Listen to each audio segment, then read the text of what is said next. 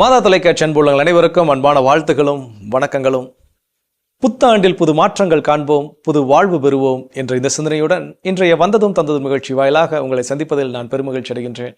அன்பர்களே, இந்த 2023ஆம் ஆண்டினுடைய கடைசி வந்ததும் தந்ததும் நிகழ்ச்சியின் வழியே உங்களுடைய என்ன கருத்துக்களையும் கடித கருத்துக்களையும் கலந்தாலோசித்து உங்களோடு இணைந்து உரையாடுவதற்கு இன்று நம்முடைய நிகழ்ச்சிக்கு வருகை தந்திருக்கும் நம்முடைய அன்பு தந்தை டேவிட் ஆரோக்கியம் அவர்களை உங்கள் அனைவரின் சார்பாக நிகழ்ச்சிக்கு அன்புடன் வரவேற்கின்றேன்.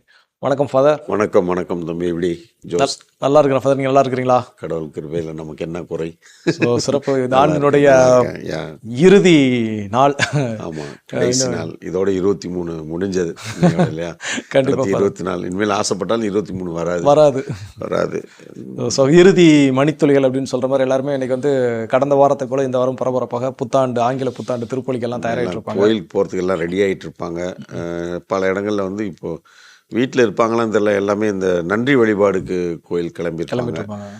ஆலயங்களில் ஆல்மோஸ்ட் ஒரு 11 o'clock போல், ஒரு சில இடங்களில் 10:30 மணிக்கெல்லாம் நன்றி வழிபாடு ஆரம்பிச்சிருவாங்க. ஒரு சில இடங்களில் ரொம்ப அதிகமாக நல்லாவே சிறப்பாக நடத்துவாங்க நன்றி வழிபாடு. அந்த ஆண்டு முழுக்கும் கடவுள் நமக்கு செய்த நன்மைகளை எல்லாம் நினச்சி பார்க்கும்.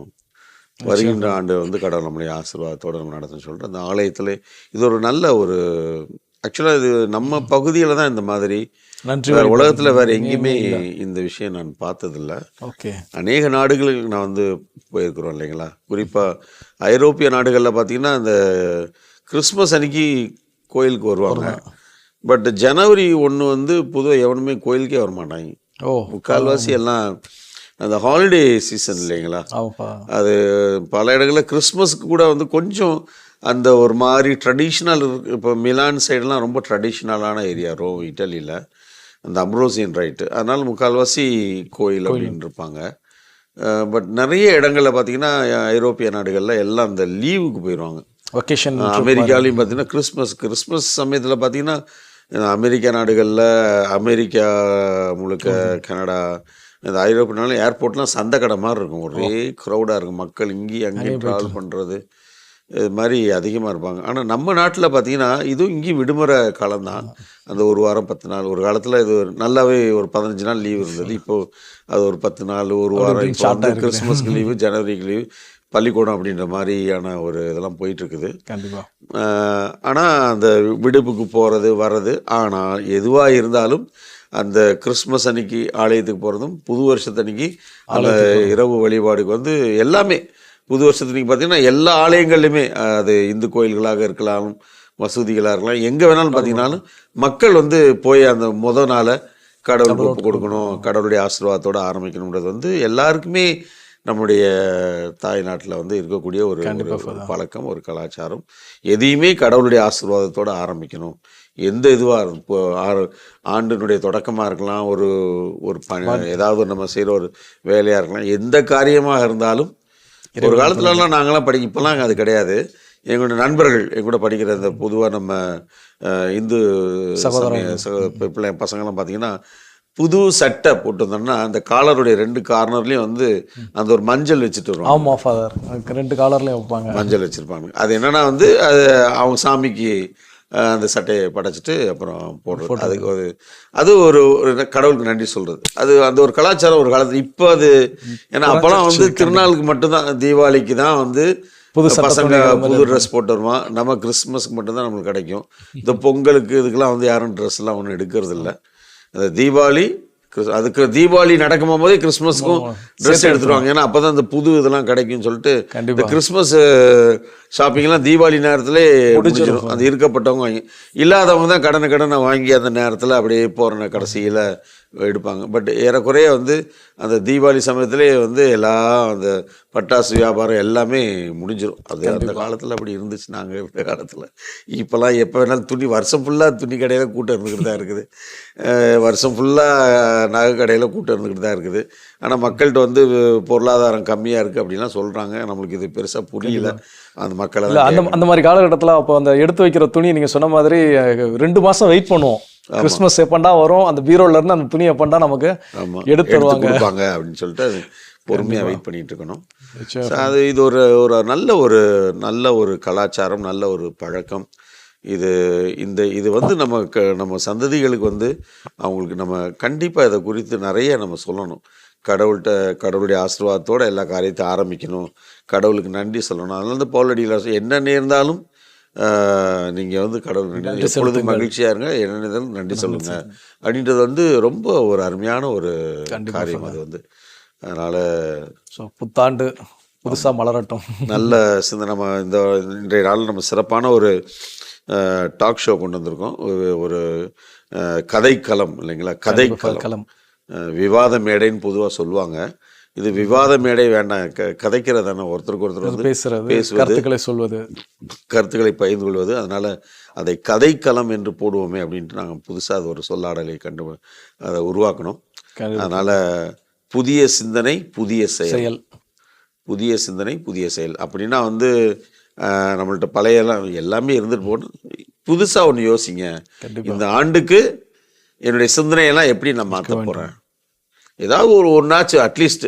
நான் எப்போவுமே அடுத்தவங்களை நான் வந்து மேலே நான் பொறாமையாக இருப்பேன்னா அந்த பொறாமைன்ற ஒரு இதை வந்து எடுத்துருங்க. கண்டிப்பாக நல்ல சிந்தனையோடு வாங்க. நான் எப்போவுமே வந்து இப்போ நெகட்டிவாக தான் வந்து யோசிப்பேன், எனக்கு பாசிட்டிவாகவே யோசிக்க தெரியாதுன்னா அந்த எதிர்மறை சிந்தனையை உங்கள்கிட்ட எடுங்க, நேர்மறையாக யோசிங்க. கண்டிப்பாக புதிய செயல். எப்போவுமே வந்து ஒரு காரியத்தை நான் வந்து உடனே செய்ய நம்மளுக்கு தோணாது. சரி இப்போ நம்ம பார்த்துக்குவோம், நாளைக்கு செய்வோமே அப்படின்னு யோசிக்கிற ஆளாக இருந்தால் உடனே செய்வேன். இந்த ஆண்டு எதுவாக இருந்தாலும் இந்த செய்ய வேண்டிய காரியத்தை உடனடியாக, காலதாமதம் இல்லாமல் உடனடியாக அதை செய்து முடிப்பேன். ஒரு முடிவெடுங்க. புதிய செயல் தானே அது, எனக்கு புதிய செயல். அதாவது இந்த நியூ இயர் ரெசல்யூஷன்ஸ் வருஷம் வருஷம் என்ன பண்ணுவாங்கன்னா எடுப்பாங்க, அப்புறம் ஒரு 10 நாள்ல 5 நாள்ல அதை வந்து கைவிட்டுருவாங்க. அட்லீஸ்ட் ஒரு 10 நாளாவது செஞ்சு பாருங்க. கண்டிப்பா. அதாவது புதிய பழக்கத்தை நம்ம தொடங்குவதற்கும் இல்லை நம்மிடம் இருக்கக்கூடிய தீய பழக்கத்தை விடுவதற்கும் 21 நாள் கடினப்பட்டு அதை ப்ராக்டிஸ் பண்ணாலே போதுமா, அப்புறம் நம்முடைய பழக்க வழக்கமா மாறிடும். அப்போ அது ஒரு முயற்சி எடுத்து பாருங்க.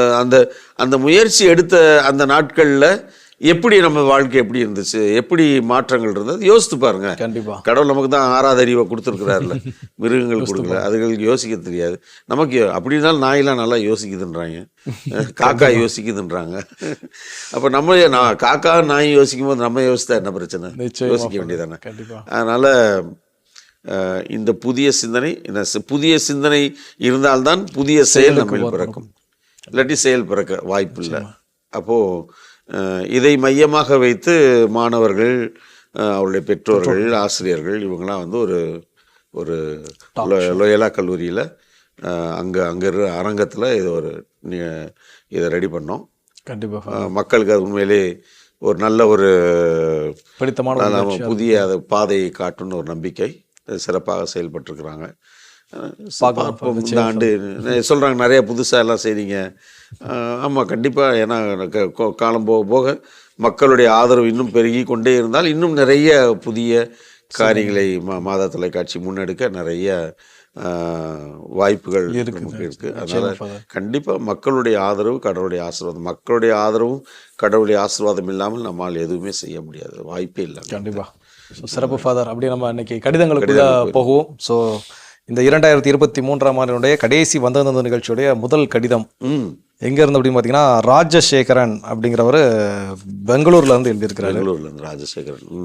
இறை இயேசுவில் அன்பிற்கினிய அருள் தந்தையர்களே, ஊடகத்துறையில் உண்மையை உலகமெல்லாம் உரைக்கும் ஊடகத்துறையின் தலைவர் மேதகாயர் சிங்கராயர் தலைமையில் அணிவகுத்து பணியாற்றும் அருட்தந்தையர் அனைவருக்கும், பணியில் இணைந்து இரவு பகலாக உழைக்கும் மாதா தொலைக்காட்சி குடும்பத்தினருக்கும் அன்பின் வாழ்த்துக்களை தெரிவித்து இம்மடலை தொடங்குகின்றேன். சென்றிடுவீர் 8 திக்கும் என்ற பாரதியின் வாக்கிற்கு இணங்க மாதா தொலைக்காட்சியின் வளர்ச்சிக்காக கனடா நாட்டிற்கும் மற்றும் மேலை நாடுகளுக்கும் சென்று சுகபத்திரமாக திரும்பிய முதன்மை நெறியாளர் அருட்தந்தை டேவிட் ஆரோக்கியம் அவர்களை போகும் போதும் காப்பேன், வரும்போதும் காப்பேன், நம் இதய ஆண்டவர் வழிநடத்தியதற்கு கோடான கோடி நன்றி. உள்ளத்தில் உதித்த எண்ணங்களை இம்மாதம் முழுவதும் செயற்படுத்தும் பங்கிற்கும் நன்றிகள் பல. குற்றம் காண்பதற்கு 100 வழிகள் இருந்தாலும் மன்னிப்பதற்கு 1000 காரணங்கள் உண்டு ஆண்டவருக்கு என்று எடுத்து வாசியில் அருட்தந்தையர் டேவிட் ஸ்டான்லி குமார் விளக்கமளிப்பது அருமை. திவ்ய நற்கருணை ஆராதனையின் போது அருட்தந்தையர் ஜெபிப்பதில் கரையாத மனமும் கரையும்.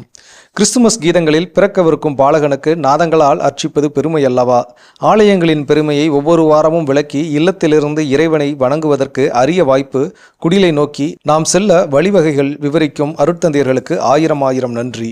மாநிலம் விட்டு மாநிலம் மாறி தங்கியிருக்கும் எனக்கு கன்னடத்திலும் ஆங்கிலத்திலும் திருப்பலி கண்ட பின்னர் தாய் தமிழில் திருப்பலி காண்பது அருமை.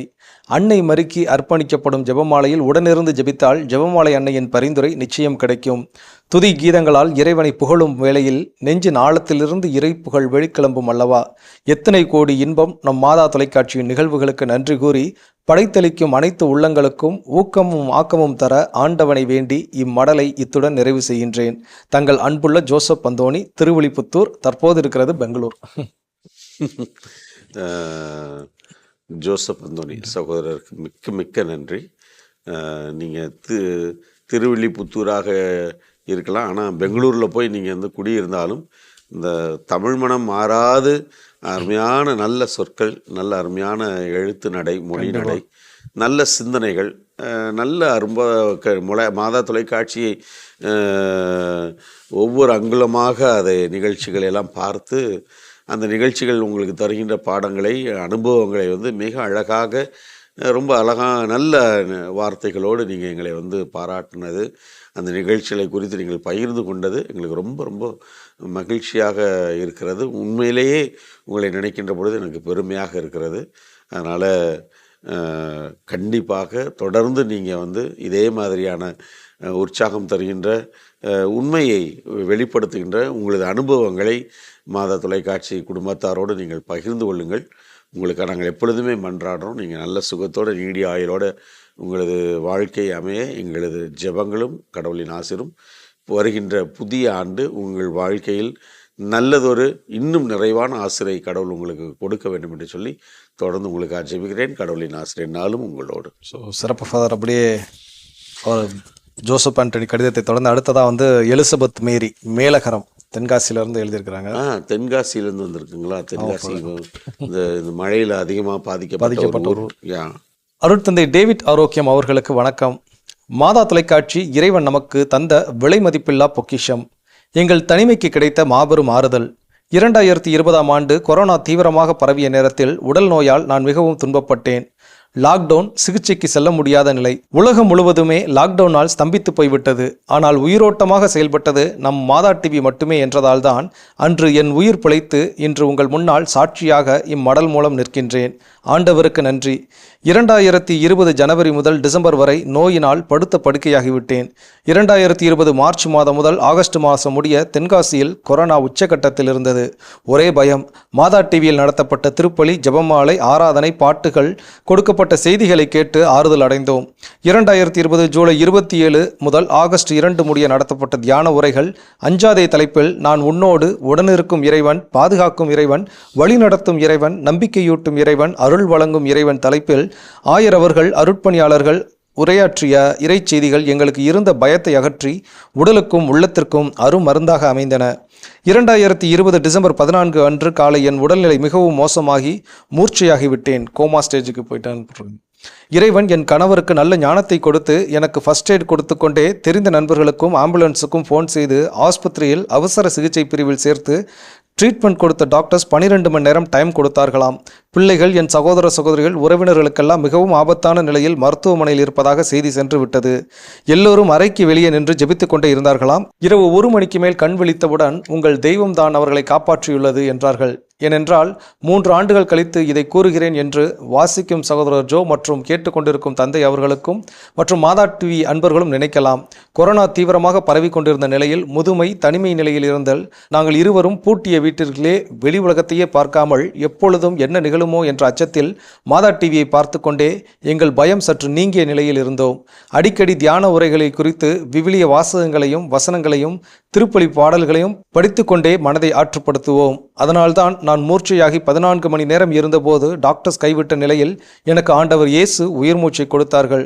சில உறுப்புகள் செயல்படாது என்றும் டாக்டர்கள் சொன்னார்கள். ஆனால் எந்த உறுப்புகளுக்கும் பாதிக்காமல் மாதா அம்மாவின் பரிந்துரையாலும் ஆண்டவர் இயேசுவின் புதுமையாலும் நான் உயிரோடு இருக்கின்றேன். காரணம், மாதா டிவியை நான் சாட்சியாக கூறுகிறேன். தினமும் மாதா டிவியில் தான் திருப்பலி, ஜெபமாலை, ஆராதனை நானும் என் கணவரும் சேர்ந்து ஜெபிப்போம். இப்பொழுது 5 மாதங்களாகத்தான் ஞாயிற்றுக்கிழமை திருப்பலிக்கு ஆலயம் செல்லும் பாக்கியம் கிடைத்துள்ளது. கடவுளுக்கு நன்றி. 2019 பேக் பெயினால் படுத்த படுக்கையாகிவிட்டேன். அப்பொழுதும் மாதா டிவியில் நடைபெறும் நிகழ்வுகளை பார்த்து கொண்டேதான் இருப்பேன். மாதா ஜப குடும்பத்திற்கு தொலைபேசியில் தொடர்பு கொண்டு அடிக்கடி ஜபித்து எழுந்து பிடிந்து நடந்து கொண்டே நடக்கும் நிலை, சிறிது நேரம் இருக்கும் நிலையில் சுகம் பெற்று 2019 மாதா டிவிக்கு வந்ததும் தந்தது மூலம் சாட்சி கடிதம் எழுதியிருந்தேன். சகோதரி கல்பனா, தந்தை டேவிட் அவர்கள் ஆறுதலாக எனக்காக அன்று ஜெபித்தார்கள். தந்தைக்கு நன்றி. மாதா டிவி மட்டும் இல்லை என்றால் நிச்சயமாக நான் உயிரோடு இருந்து உங்களோடு என் சாட்சியை பகிர்ந்து கொண்டிருக்க முடியாது என்பதை நான் ஆணித்தரமாக கூறுகிறேன்.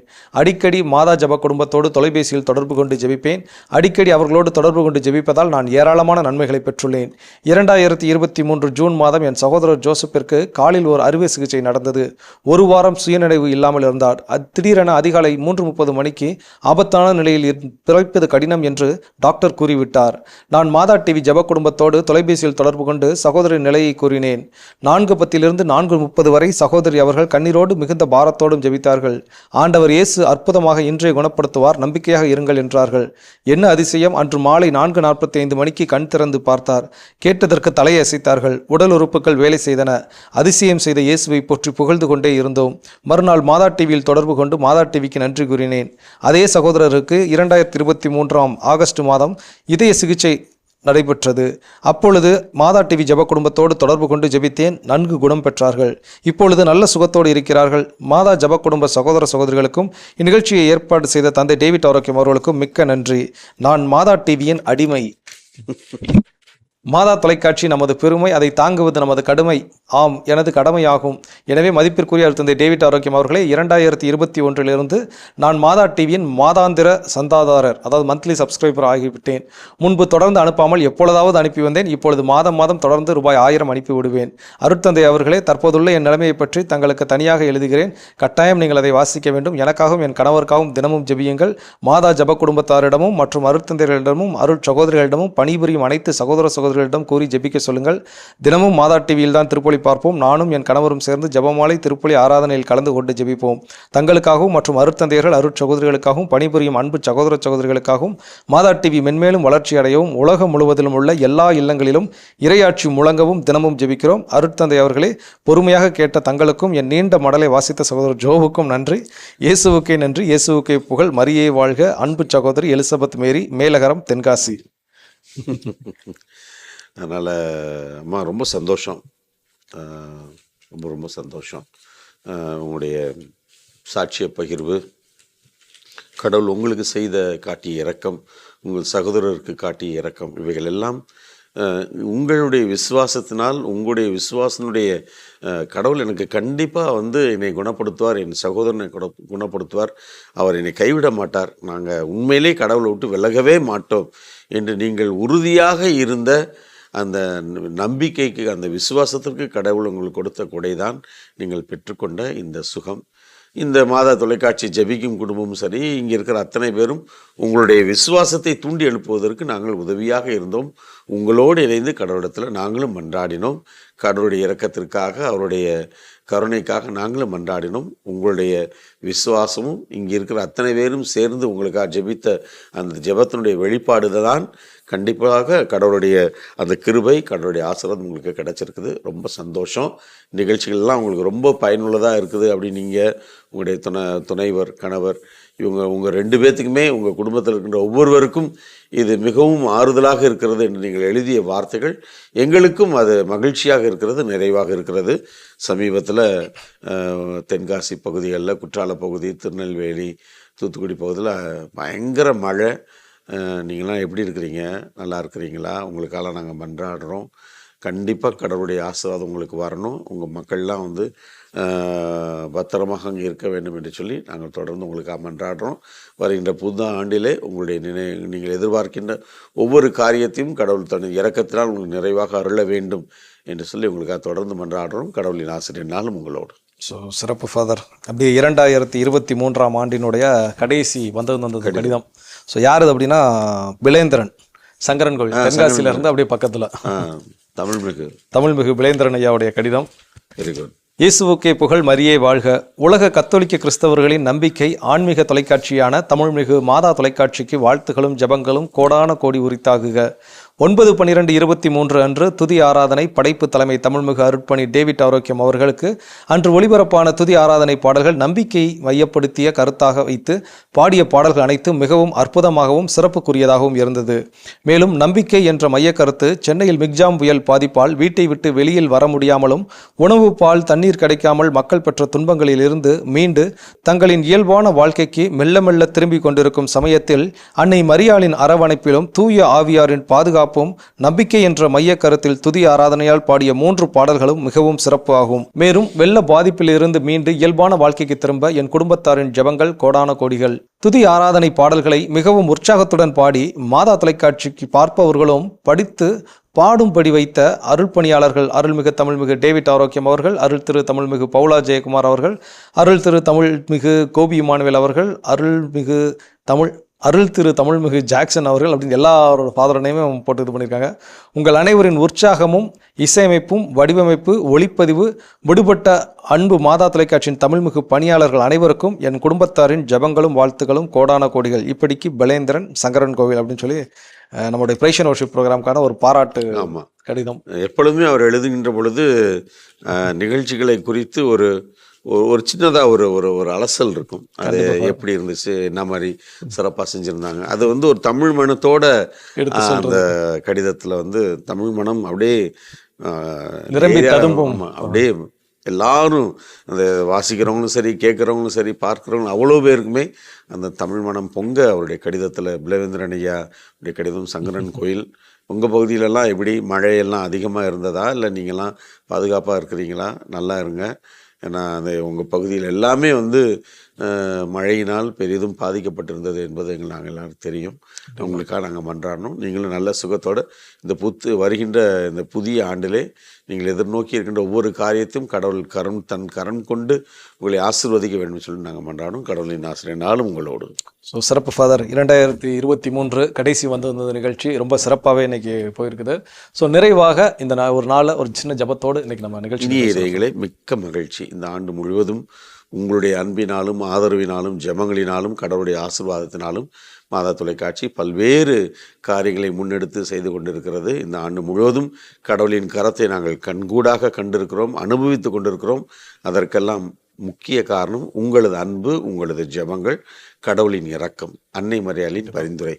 அதனால் இவைகள் இல்லாமல் மாதா தொலைக்காட்சி இல்லவே இல்லை, சத்தியமாக இருக்க வாய்ப்பும் இல்லை. அதனால் தொடர்ந்து வருகின்ற புதிய ஆண்டிலே எடுக்கின்ற ஒவ்வொரு முயற்சியையும் கடவுள் கடம் கொண்டு ஆசீர்வதிக்க வேண்டும். உங்களது அன்பு, உங்களது ஜெபம் எங்களுக்கு எப்பொழுதும் இந்த மாதா தொலைக்காட்சிக்கு நிரம்ப தேவையாக இருக்கிறது. அதனால் தொடர்ந்து எங்களுக்காக மன்றாடுங்க. தொடர்ந்து இந்த மாதா தொலைக்காட்சியை தாங்கி பிடிங்க. அதனால் உங்களுக்காக நாங்கள் மன்றாடுறோம்.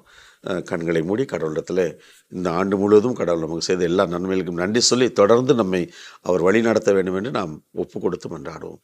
எங்கள் அன்பை உருவான இயேசு ஆண்டவரே, இதோ இந்த 2023ஆம் ஆண்டிலே நாங்கள் அடியெடுத்து வைத்த ஒவ்வொரு காரியத்திலும் நீர் எங்களுக்கு பக்க துணையாக இருந்து எங்களை ஆசீர்வதித்து எங்கள் முன்னும் எங்களது பின்னும் எங்கள் மேலும் எங்கள் கீழும் எங்கள் இடமும் புறமுமாய் இருந்து எங்களை பாதுகாத்தீரே, எங்களை வழி நடத்தினீரே. நன்றி செலுத்துகிறோம் ராஜா. தொடர்ந்து வருகின்ற புதிய ஆண்டிலே உமது கரம் எங்களோடு இருப்பதாக, எங்களை வழிநடத்துவீராக. நாங்கள் உம்மை விட்டு விலகாது உம்மோடு இணைந்து வாழ்கின்ற பாக்கியத்தை, ஆசீர்வாதத்தை எங்களுக்கு நிறைவாக அருள்வீராக. எங்கள் அன்பு தாயே, ஆரோக்கிய அன்னையே, முது பிள்ளைகளாக எங்கள் ஒவ்வொருவருக்காகவும் பரிந்து பேசுங்கள் அம்மா. என்றும் வாழும் உயிருள்ள இறைவன் தந்தை, மகன், தூய ஆவியார் நாம் அனைவரையும் நிறைவாக ஆசீர்வதிப்பாராக. ஆமென். ஸோ ரொம்ப சிறப்பு ஃபாதர். இன்னைக்கு மகிழ்ச்சியாகவே நம்முடைய நிகழ்ச்சி நிறைவடைந்திருக்குது. ஸோ இனி இதை எங்கள் ஒவ்வொருவரின் சார்பாக உங்களுக்கு புத்தாண்டு வாழ்த்துக்களும் நன்றிகளும் ஃபாதர். புத்தாண்டு நல் வாழ்த்துக்கள் தமிழ் ஜோ. Thank you father. நன்றி. மாதா தொலைக்காட்சி நண்பர்களே, மாதா தொலைக்காட்சியில் பணியாற்றக்கூடிய எங்கள் ஒவ்வொருவருக்கும் மிகப்பெரிய உற்சாகத்தையும் உத்வேகத்தையும் நாள்தோறும் கொடுத்து கொண்டிருப்பது உங்களுடைய கடித கருத்துக்களே ஆகும். ஆகவே மாதா தொலைக்காட்சி நிகழ்ச்சிகள் குறித்தும் நிகழ்ச்சிகள் வாயிலாக நீங்கள் பெற்றுக்கொண்ட நன்மைகள் குறித்தும் தொடர்ந்து எங்களுக்கு எழுதி அனுப்ப மறவாதீர்கள். நீங்கள் எழுதி அனுப்ப வேண்டிய மின்னஞ்சல் முகவரி info@madatv.in மற்றும் நீங்கள் எழுதி அனுப்ப வேண்டிய தபால் முகவரி வந்ததும் தந்ததும் மாதா தொலைக்காட்சி 150 லஸ்கோவில் சாலை, மயிலாப்பூர், சென்னை 6004. மாதா தொலைக்காட்சி அன்பர்களே, உங்கள் அனைவருக்கும் புத்தாண்டு வாழ்த்துக்களை கூறி உங்களிடமிருந்து விடைபெறும் நாங்கள் மரியன் மைந்தன் தமிழ் ஜோ மற்றும் அன்பு அருட்தந்தை டேவிட் ஆரோக்கியம் அவர்கள். இயேசுவுக்கே புகழ், இயேசுவுக்கே நன்றி, மரியே வாழ்க.